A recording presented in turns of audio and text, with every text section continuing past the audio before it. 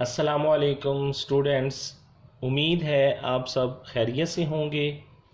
آج ہمارا عنوان انسانی زندگی پر آب و ہوا کے اثرات، اس کا حصہ دوم پڑھیں گے جو کہ کتاب کے صفحہ نمبر 68 پر موجود ہے۔ پچھلے سبق میں ہم نے آب و ہوا کی تعریف پڑھی، اس کے بعد ہم نے پڑھا انسانی زندگی پر آب و ہوا کے اثرات، اور پہلی ہیڈنگ یعنی فرسٹ اسٹار سے ہم نے پڑھا پاکستان کے میدانی علاقے، ان کی تفصیل بھی ہم نے پڑھی۔ نمبر 2 پہ ہم نے پڑھا شمال اور شمال مغربی پہاڑی علاقے۔ آج ہم اپنے اس سوال میں سے پڑھیں گے صحرائی علاقے، جو کہ اسٹار نمبر 3 کی آپ ہیڈنگ بنائیں گے۔ آپ کے کتاب کے صفحہ نمبر پر جس طرح سے سٹار بنے ہوئے ہیں، سٹار نمبر 3 پر آپ ہیڈنگ بنائیں گے صحرائی علاقے۔ اب صحرائی علاقے کی کیا خصوصیات ہیں؟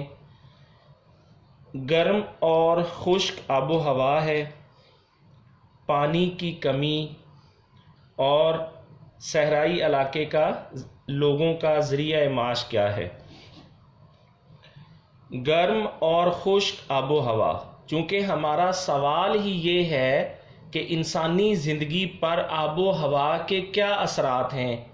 ان کی زندگی ہے، زندگی میں ذریعہ معاش ہے، یعنی آمدن کا ذریعہ ہے، معاشرتی، سماجی، سیاسی غرض کے زندگی کی تمام سرگرمیوں پر آب و ہوا کے کیا اثرات ہیں۔ تو گرم اور خشک آب و ہوا، پہلی ہم ہیڈنگ اس کی بنائیں گے۔ اس میں ہم دیکھیں گے پہلا پوائنٹ، آب و ہوا گرم اور خشک ہے۔ اس علاقے کی آب و ہوا گرم بھی ہے اور خشک بھی ہے، یعنی نمی موجود نہیں ہے۔ نمبر 2، دن اور رات کے درجہ حرارت میں فرق ہے، یعنی دن کو بہت زیادہ گرمی ہوتی ہے اور رات کا درجہ حرارت قدرے بہتر ہوتے ہیں۔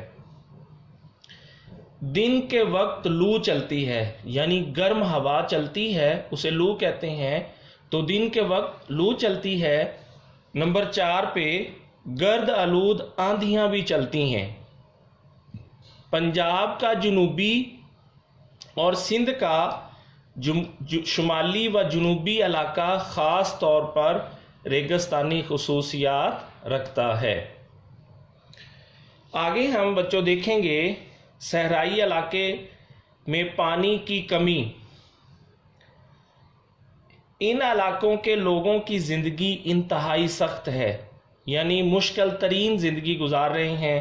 جیسا کہ ہم نے پڑھا میدانی علاقے کے لوگوں کی زندگی کافی بہتر ہے، اس طرح شمال اور شمال مغربی علاقے کے جو لوگ ہیں ان کی زندگی، لیکن جو صحرائی علاقے کے لوگ ہیں، صحرا میں جو رہتے ہیں، ان کی زندگی انتہائی سخت ہے۔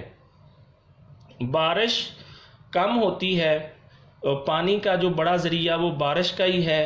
جب بارش کم ہوتی ہے تو پینے کے لیے پانی دور دور سے لانا پڑتا ہے اور کافی مشکلات کا سامنا کرنا پڑتا ہے۔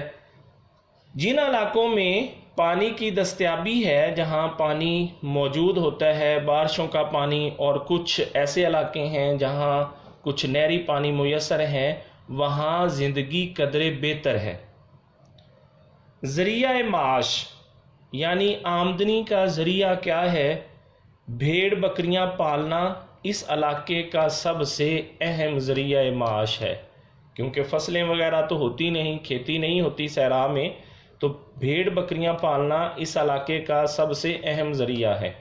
اور بارش کے پانی پہ یہ ڈیپینڈ کرتے ہیں۔ اگر بارش آ جاتی ہے تو خوشیاں مناتے ہیں، اگر بارش نہیں آتی تو قحط سالی بھی آ جاتی ہے، قحط بھی اس علاقے میں پڑ جاتا ہے۔ نمبر 4 پہ ہم پڑھیں گے سطح مرتفع بلوچستان۔ اس علاقے کی کیا خصوصیات ہیں؟ آب و ہوا موسم گرما میں گرم ترین اور موسم سرما میں سرد ترین پڑتا ہے، یعنی موسم گرما بہت زیادہ گرم ہوتا ہے اور موسم سرما بہت زیادہ سرد ہوتا ہے۔ اب ہم پڑھیں گے موسم سرما۔ بعض مقامات پر برف باری ہوتی ہے اور یہ علاقہ خشک ترین ہے۔ پانی کا ذریعہ برف باری کے ذریعے ہے، یعنی جو موسم سرما میں برف باری ہوتی ہے وہی پانی کا ذریعہ ہے۔ موسم گرما انتہائی گرم ہوتا ہے۔ نشیبی علاقوں اور چھوٹے دریاؤں میں پانی جمع ہو جاتا ہے۔ جو پہاڑوں پر برف جم جاتی ہے وہ موسم گرما میں پگھل کر نشیبی علاقوں اور چھوٹے دریاؤں میں اس کا پانی جمع ہو جاتا ہے۔ اس علاقے میں اگر ہم آب پاشی کا ذریعہ دیکھیں تو پانی کی کمی کی وجہ سے کاشتکاری نہ ہونے کے برابر ہے، یعنی آب پاشی بہت کم ہے اور اسی وجہ سے کاشتکاری نہ ہونے کے برابر ہیں۔ ہاں، پہاڑی علاقوں میں بارش کے پانی کو جمع کر کے کار ریز کے ذریعے ایک جگہ سے دوسری جگہ لایا جاتا ہے، یعنی پہاڑی علاقوں میں جو بارش کا پانی جمع ہو جاتا ہے اسے کار ریز کے ذریعے پانی کو ایک جگہ سے دوسری جگہ منتقل کیا جاتا ہے تاکہ جو بہت کم فصلیں ہوتی ہیں، جو کاشتکاری ہوتی ہے، اس کو پانی دیا جا سکے۔ اب بچوں سوال یہ پیدا ہوتا ہے کہ کار ریز کیا ہے؟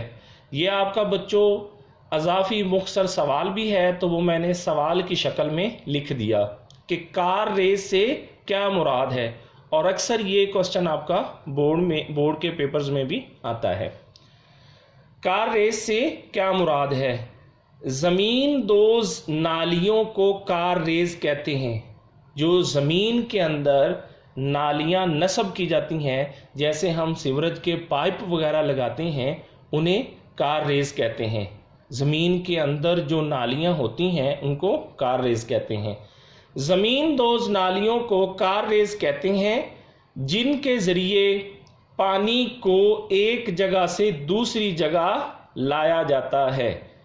تو یہ تھا بچوں آپ کا مختصر سوال، کار ریز سے کیا مراد ہے۔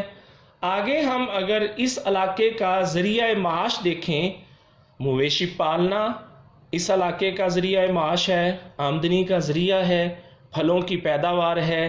اس طرح یہ علاقہ معدنی وسائل کی دولت سے مالا مال ہے، یعنی اللہ تعالیٰ نے اس علاقے میں معدنی ذخائر بہت زیادہ رکھے ہیں۔ اور اگر ہم یہ کہیں کہ ذریعہ معاش مقامی وسائل کی دستیابی ہے، یعنی جس مقام پر جو وسائل موجود ہوں گے وہ اس علاقے کا ذریعہ معاش ہوگا، یعنی مویشی پالنا بھی ہو سکتا ہے، پھلوں کی پیداوار بھی ہو سکتا ہے، اور اسی طرح معدنی وسائل بھی ہو سکتا ہے۔ تو پیارے بچوں، آج آپ کا یہ سوال نمبر 3 مکمل ہوا کہ انسانی زندگی پر آب و ہوا کے کیا اثرات ہیں، وضاحت سے لکھیں۔ تو بچوں آج آپ نے مکمل سوال نمبر 3 لکھنا بھی ہے اور یاد رکھنا ہے۔ اپنا بہت سارا خیال رکھیے گا۔ اللہ حافظ۔